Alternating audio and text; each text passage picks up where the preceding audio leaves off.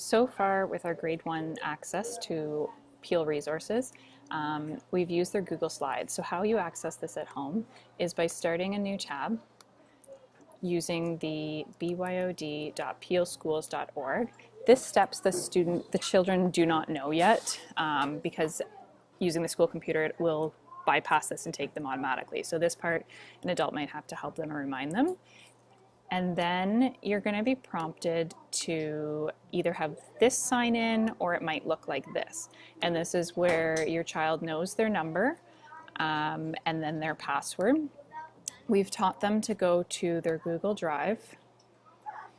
Here you'll see the PowerPoint they started in class and you could click on it from there. We taught them to go new, one click. Google Slides, one click. And we just created the habit they put their name first so that if we had to print them, we know whose they belong to. There's a little lag there. Hang on. There we go.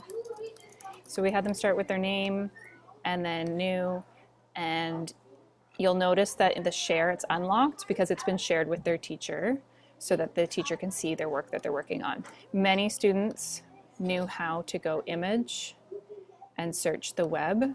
And here it's a limited Google search. So if they typed in Lego, because that's what they're wondering is, they could insert Legos. They could, what were other common topics? Bunny. And then they were putting in those. So many students had that skill and they were building those.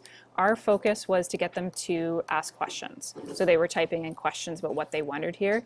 The great thing to see is they were starting to transfer their writing skills to technology by asking, how do I make a space, the period, the question mark, and they were building those computer programming skills.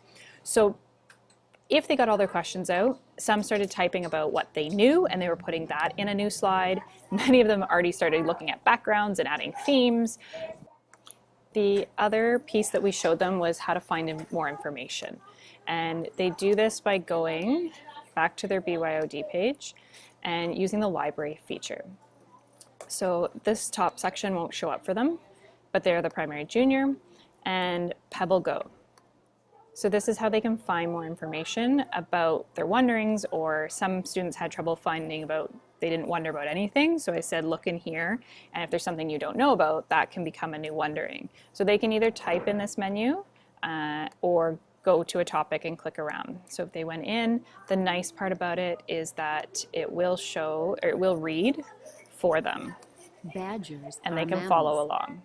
They have thick, dark fur. I didn't show them any of the bottom features, but they're kind of neat. So the globe here will show, and you can talk about the map features. Shows where, and we, in the yellow, that's where badgers can be found. If you wanted to, after reading it together, the activities here just has some basic questions. You don't need them, but if you wanted prompts, it'd be like, and for example, the badgers are, what are the average height? Or what did you learn? Draw a badger. Very, very simple activities, but the bottom menus are not needed. This is where most students will need it, and maybe teaching them that there's other tabs with more information.